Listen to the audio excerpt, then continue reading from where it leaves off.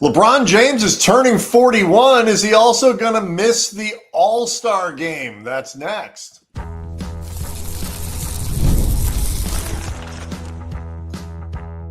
You are Locked On Lakers, your daily Los Angeles Lakers podcast, part of the Locked On Podcast Network, your team every day.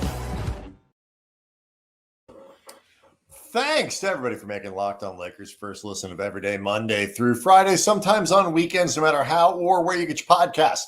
Apple, Spotify, maybe you're one of the 37,000 plus subscribers to the YouTube page, the Locked On Lakers YouTube channel. No matter how you do it, you're part of making the Locked On Podcast Network the number one sports podcast network in this or any other known universe. I'm Brian Kamenetsky with Andy Kamenetsky covering the Lakers for nearly 2 decades now. ESPN, the LA Times, the Athletic. And let me tell you, Andy, you don't often get a chance to wish a player on the team you cover a happy 41st birthday. But that is where we are with LeBron James. And it comes Tuesday amidst some really interesting moments. It's a really appropriate time for that birthday because the All-Star voting, first round of that came through, and LeBron is not in his customary spot near the top. Raises questions about whether he'll even make the team, what he's doing right now with Luka Doncic, how much the Lakers can rely on him in a time where Austin Reaves is on the shelf, and the Lakers need to win some games. So it is a busy time for LeBron James as he turns 41 on Tuesday. Something that I thought JJ said that was really interesting in terms of the Lakers getting through this stretch without Austin that also coincides at a time where the Lakers were not playing well, but also Luka and LeBron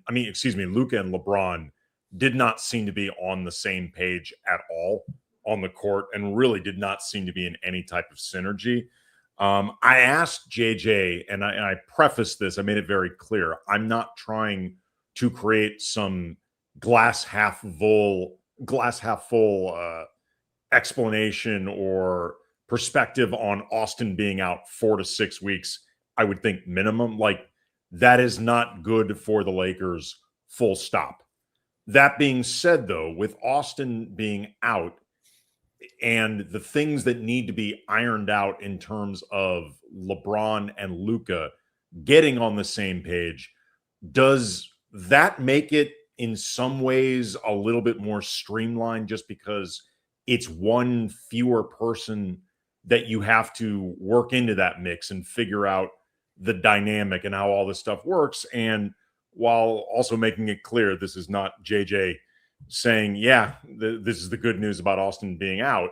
He did say it uncomplicates certain things.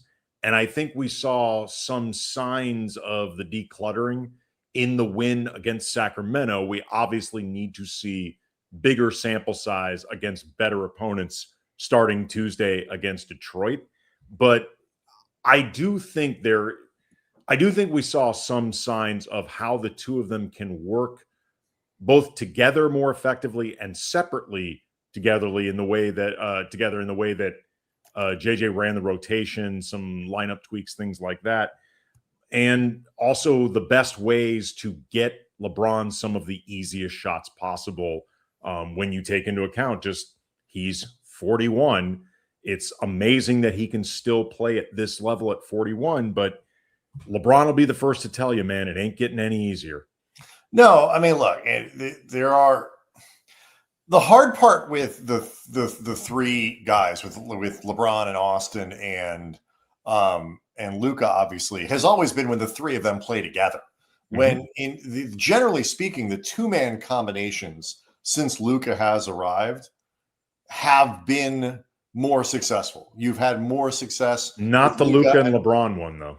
I'm getting there. With Luka and LeBron, or with Luka and Austin, it's been more severe. Austin and LeBron. And so the space where you can make that kind of work better is with Luka and LeBron. And it seems to be easier to make that stuff work when there's two as opposed to three. And so, I mean, Luka can create for LeBron in ways that LeBron really hasn't had over the course of his career. Guys be able to do that on a regular basis. Obviously, Wade, Kyrie, there have been players, but LeBron has primarily been responsible for getting LeBron shots. Luka can do that with LeBron. There are a lot of creative ways to do it. JJ talked on Monday about getting LeBron the ball on the move, making it so, putting him in places where defenses can't key on him and key on Luka at the same time. Obviously, you can put the two of them together in screen and roll packages, and in the end, the idea is to make it so LeBron catches without the entire defense trained on him. That's where they kind of need to go, because and we learned relatively late in the day on Monday that Rui Hachimura went from not participating in practice on Monday and just not kind of banged up to isn't going to play on Tuesday. Yeah, I want to make it clear. I'm not saying that JJ was lying to the media post practice when he said that Rui didn't practice. He's a little bit banged up. We're not concerned that it's that big of a deal. And then we know he is at least missing one game. I've been done for a while, but I guess I'm done again with ever taking anything this team says to us about a player's health at face value. Even if JJ legitimately was out of the loop with certain info about Rui, they said that they were, doing some evaluations. It is quite likely possible that JJ was not fully in the loop with everything. It is also quite possible that JJ knew exactly what was going on and didn't want this to become known until after everybody was gone. Either way, it is. I don't know what that necessarily gains them, but either way, it's just become impossible to ever take this team's updates or timelines or anything about health. You can't ever take it at face value. You just got to look and wait until the game reports pop up and see where guys are listed. But Rui goes, and isn't going to be available. It's a calf injury that is technically going to keep him on the shelf Tuesday night, and hopefully not too much longer than that. The official injury of the 25-26 season across the NBA. Congratulations to Big Calf for sponsoring this year's season. The Lakers need to find offense, and they're going to need to create and find a certain amount of offense. But, we've spoken at different times about how the Lakers on any given night need to, generally speaking, get 70-ish points from Luka, LeBron, and Austin, and go from there. Well, with Austin gone, they need probably about 50 points, generally speaking, from Luka and LeBron, and as sort of a starting point, and can go from there. Without Rui in the lineup, we'll see where the rest of that offense comes, but they need to make sure that they're getting the most that they can from LeBron, that they're making it so they can get the 20 to 25 that they need from LeBron in the most efficient way possible that is sustainable for, 6 weeks. It could be without, with Austin on the sidelines. Well, I guess this is the upside for the last few weeks where they haven't been involving Rui at all offensively. There's very little adjustment now in terms of figuring out what to do, at least for this game against the Pistons, even without Austin, without Rui, because they've basically been ignoring the guy anyway. Well, he did get 10 shots against the Kings. He was more involved against the point taken, obviously, but he did get more. He was more involved against the Kings than he had been in other games. And it took a concerted effort to get him 10 shots, is my point. It took a concerted effort and your other main offensive player to be gone. Right. But, be that as it may, he was poised to get more involved in the offense. Sure. And pickings get kind of slim when you take Rui away, particularly from a shooting standpoint. This game against Detroit, and we'll get back to the LeBron stuff in terms of the All-Star voting that came out and whether or not he's going to make the team and what this means and all this other kinds of stuff. But just from looking at the Detroit game, as we head into the break, like the Lakers are going to be at a major shooting deficit in this game. The problems that they've had are going to be exacerbated without Rui in the lineup. It's going to put pressure on somebody like Nick Smith, who was 5 of 10 from 3-point range against the Kings, or Jake LaRavia to pick it up, or Luka to not both take good 3-pointers and not, hit at 25, 26% as he has been. So more on the Pistons game, more on the first round of All-Star voting, and whether or not this is going to be the first time since 2004 LeBron ain't on the team. We'll get to it next.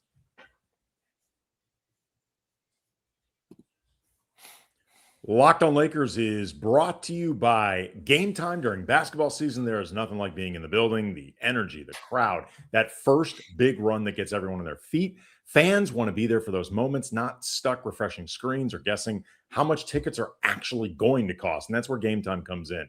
The Game Time app gives fans the advantage back, making it incredibly easy to score amazing tickets fast, simple, and without any guesswork. Browsing the Game Time app is simple and it's intuitive. It's user-friendly. Makes finding tickets easy, just a few taps. Prices include the fees up front, so the total, you know it right from the beginning. And whether we're talking about an NBA game or another live event, everything is right there in one place. Take the guesswork out of buying tickets with Game Time. Download the Game Time app, create an account, use the code LOCKEDONNBA, that's LOCKEDONNBA, for $20 off your first purchase. Download the Game Time app today. Get in on the action.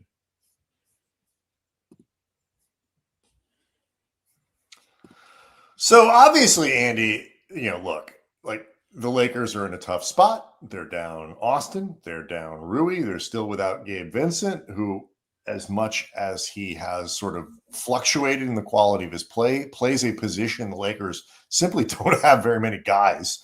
And they just, as a depth play, the Lakers really need everyone they can get.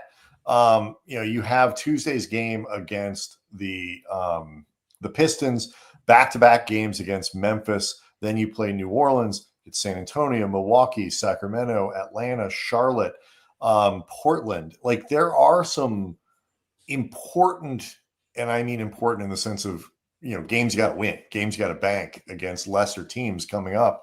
Lakers got to make sure they are in position to win them, because as much as they are kind of, scuffling a little bit right now, Nikola Jokic limped off the floor, didn't return after halftime in Denver's game on Monday night. There is some concern he could miss, weeks perhaps in Denver.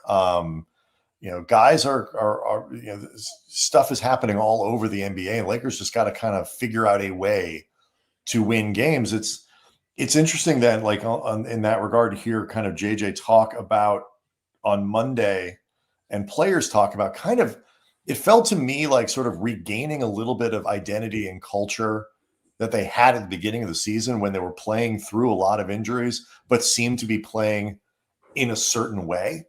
Kind of finding their way back to that regardless of who's in the lineup, because they you got to take advantage of back-to-back games against Memphis and a game against New Orleans and things like that.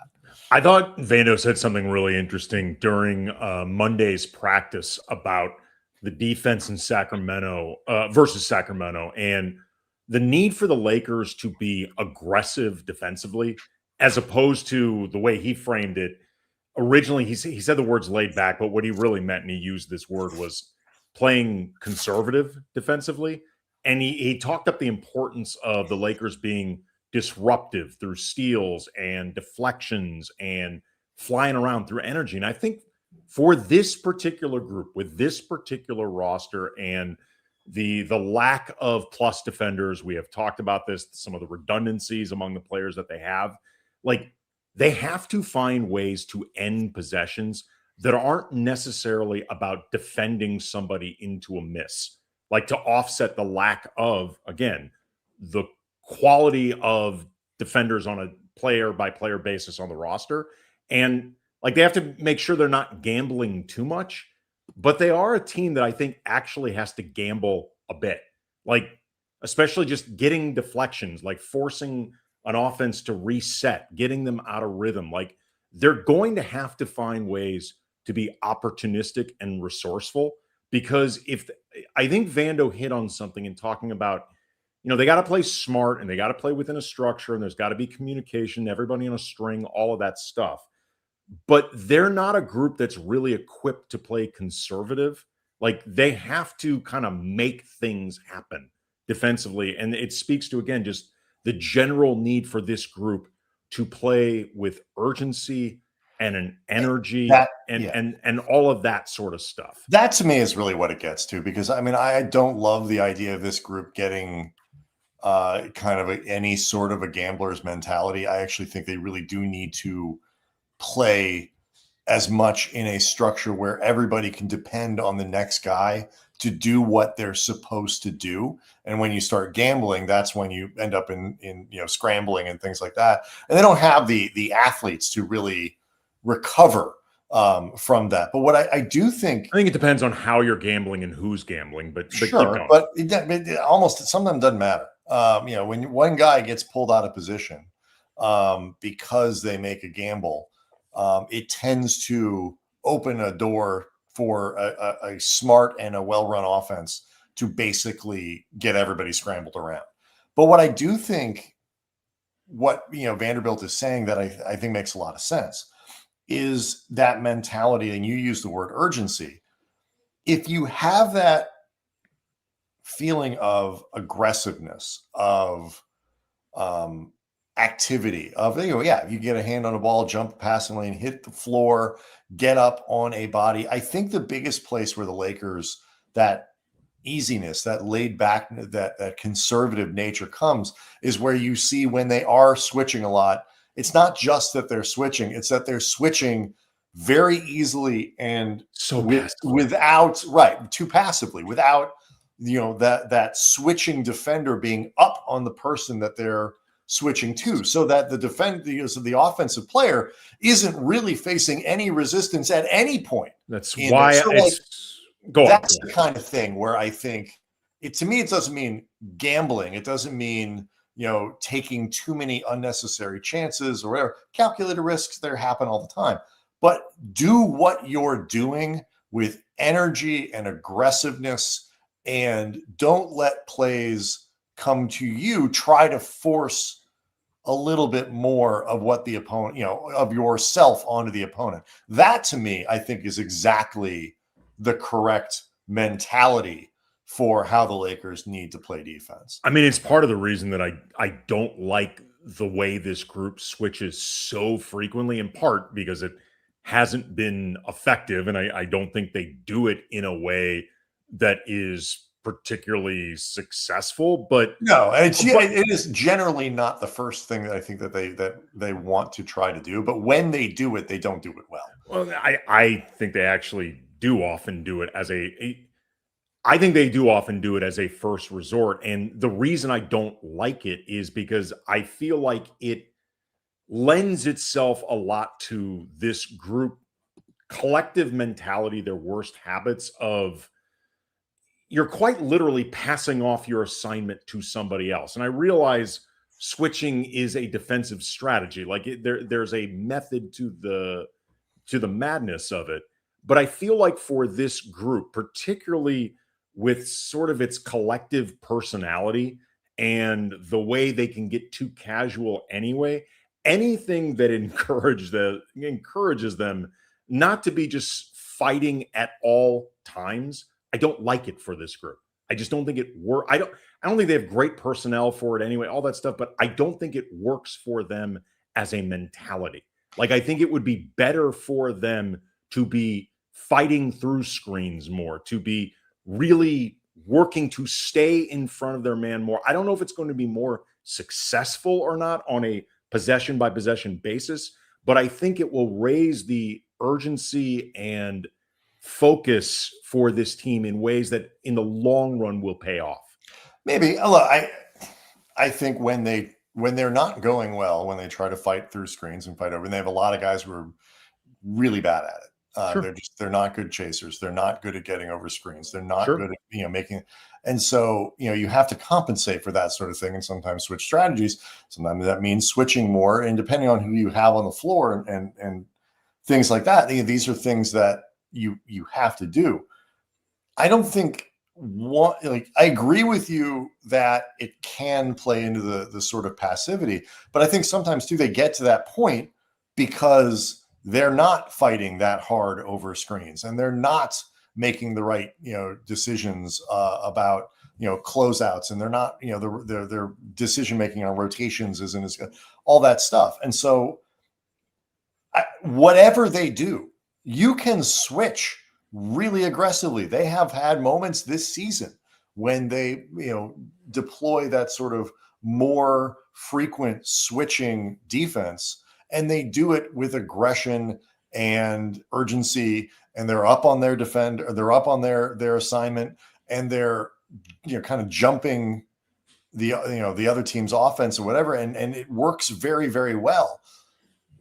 It doesn't matter what kind of defense coverage they're trying.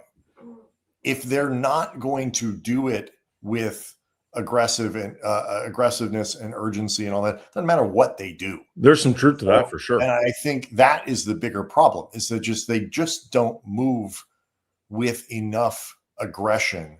And some of that is instincts. Some of that is collective motor. Some of that is, skill set. They don't have a lot of really good defenders.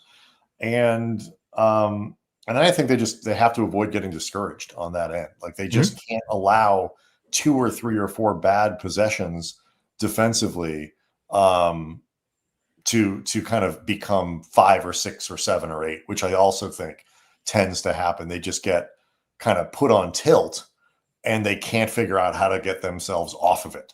But we'll see. And, the Pistons are going to be a good test. If the Lakers can figure out how to negotiate this one at home, missing a couple really important players, that will, to me, be a strong signal that they are in the process, at least, of righting the ship. It is going to be really interesting to see whether or not LeBron James makes the All-Star team this year. There's still a lot of time between now and then, but some information that came out on Monday puts that into question. We'll get to it next. Locked On Lakers is brought to you by FanDuel. Fridays already feel different during basketball season. FanDuel's making them feel even better. Every Friday night before the games tip off, FanDuel gives fans a new way to kick off the weekend with NBA Happy Hour. NBA Happy Hour is your official pregame, a limited time window where special offers drop right inside the FanDuel app before the action starts. So Fridays from 6 to 7:30 Eastern have become appointment viewing with NBA Happy Hour. Opening FanDuel app during Happy Hour always brings something new. Boosts, bonuses, surprises. It's easy to check the weekly special before tip-off and make a move before the window closes. So before tip-off, check the FanDuel app. See what's dropping during NBA Happy Hour every Friday from 6 to 7:30 p.m. Eastern. Little basketball, little action, a whole lot of Friday energy. That's NBA Happy Hour only on FanDuel, the official sportsbook partner of the NBA.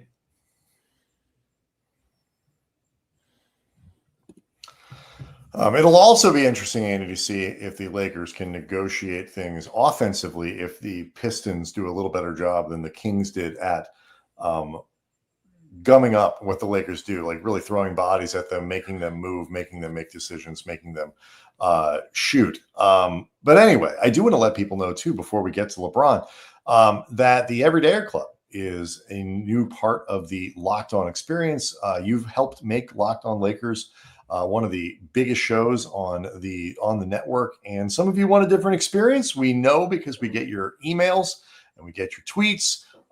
You might want something ad-free, and that's the Everydayer Club. You can join that for $5 a month, $50 a year, and you can get Locked On Lakers delivered to you with an ad-free experience. You also get access to the members-only Locked On Everydayer Club Discord server, which includes a group chat just for listeners of Locked On Lakers. So If you are interested in this, go check out the show notes, or you can go to lockedonlakers.supercast.com and check it out there. Again, lockedonlakers.supercast.com. If you don't want to pay anything, you don't have to. Show stays the same. Never charging you for this experience. It's just if you want something a little more tailored to your distaste of ads. Yes, to your distaste of ads or your preferences as a listener. All right, so I am curious to see what the Lakers do against a much better Pistons defense than what the Kings provide. Got a couple numbers if people are interested, just to keep an eye out for with the Pistons. Some potential vulnerabilities. They don't have a lot of them, but they are prone to turnovers. And this is an area where if the Lakers can be disruptive defensively, even just get deflections, stuff like that, there may be some opportunities to, if nothing else, limit the amount of possessions that Detroit has. They don't give up a ton of points off turnovers, not surprisingly, because they've got a lot of really good defenders who can get back in transition. But again, just try to limit the amount of times they actually get to shoot at the basket could help. The discrepancy in points per game in wins versus losses is pretty striking. It's 122 points per game roughly in wins, 110 in losses. One of the things I've noticed there is points in the paint in wins drops from 60 to 53, or excuse me, 51. And I don't think it's a coincidence that in wins, Jalen Duren, who could be an all-star this year, the Detroit center, he's been fantastic. He's averaging 20, 11, and almost 67% from the field in wins, 13, 10, and about 54% from the field in losses. He's a big part of their paint attack. So if there are ways to get Jalen Duren either out of rhythm or maybe just in foul trouble off the court, however you look to do it, he is a big part of their offensive attack, particularly around the basket. Detroit does not put up a lot of threes. They don't take a ton of them. They're really a 2-point basket focused team. So I think that's going to be a pretty big piece of it as well.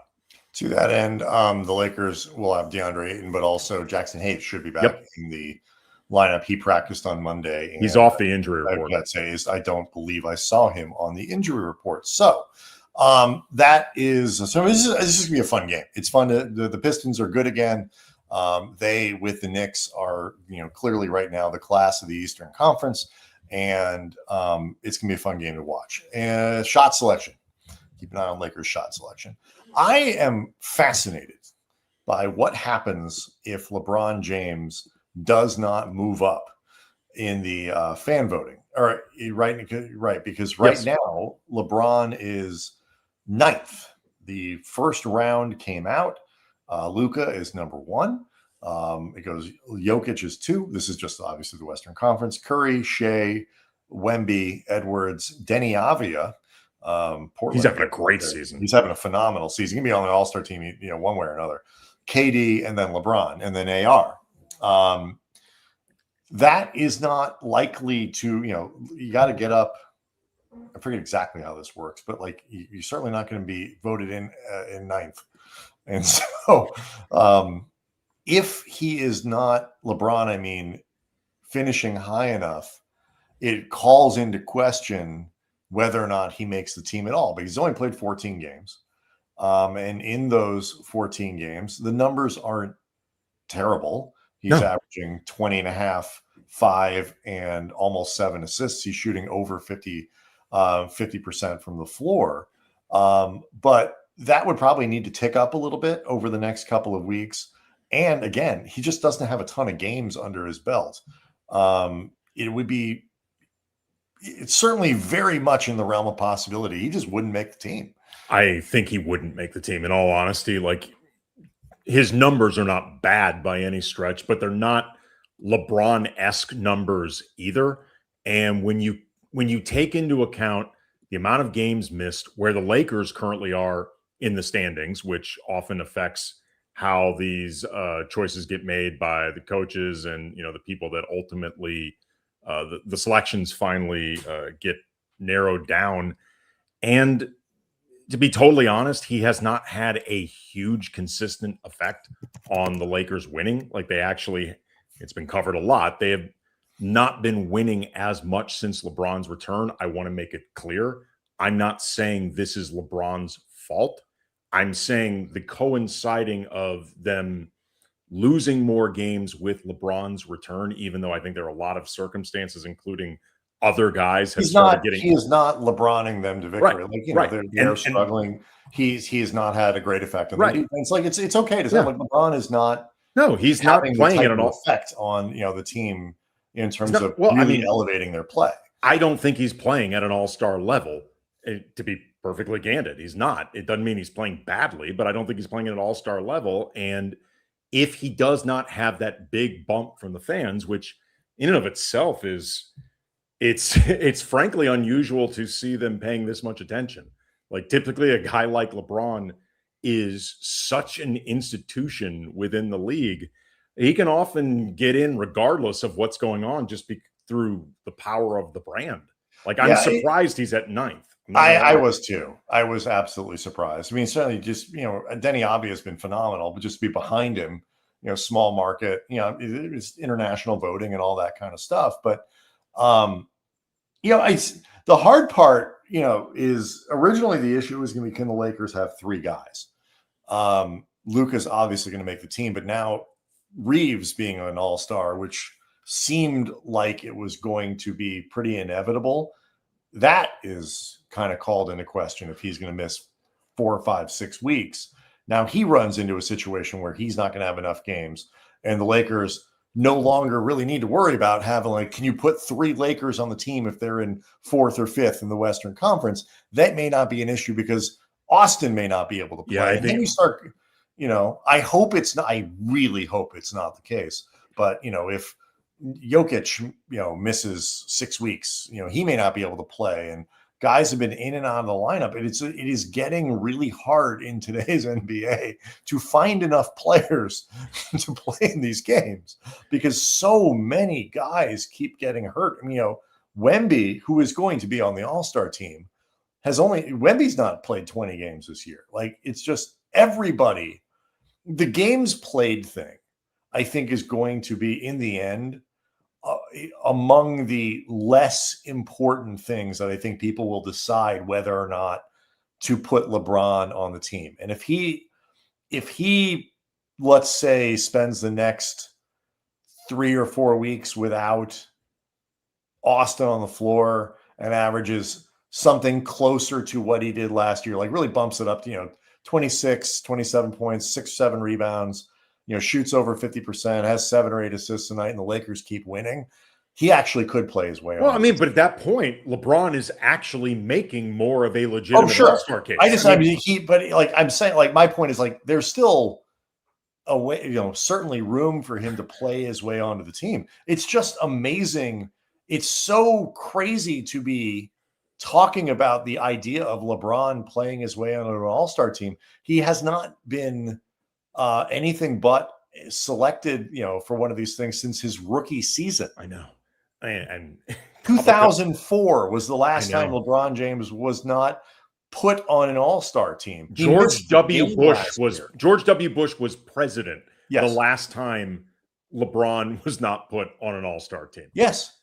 And first term. George W. Bush. And, we've had, a 2-term guy, a 1-term guy, a 1-term guy, and a 1-term guy. It's a lot of terms. Mm-hmm. It's just, last year he didn't play, but he was still on the team. It's both amazing to think about a guy not having this streak intact. And then also the idea that a 41-year-old dude in the Western Conference legitimately could play his way into the all-star team.